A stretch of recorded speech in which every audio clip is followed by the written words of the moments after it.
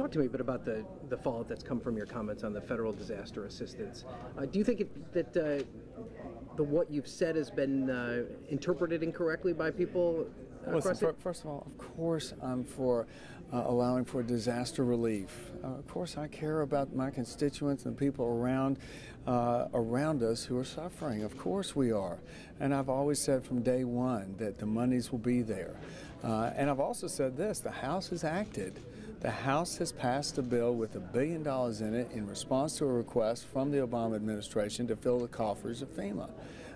There's been no further request. So, there's certainly a lot of noise around the discussion, but that's the truth. That's where we are. Of course we care about it. And of course we're going to find offsets. We're in an environment now we got to do for people when they're in a disaster. It's an appropriate federal role for us to do that.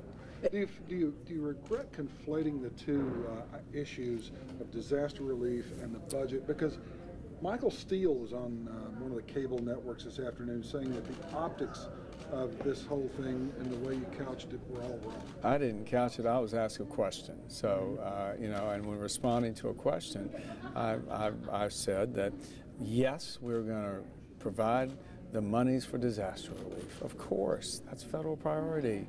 We care about these victims.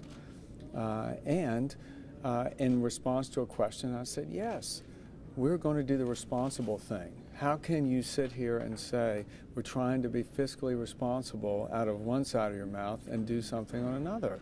But nobody's holding anything up. In fact, it's the Senate that's holding the bill up. They're the ones who haven't acted. We've acted in the House.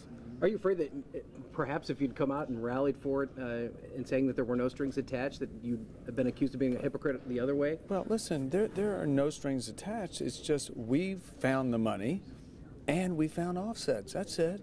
There's no strings attached.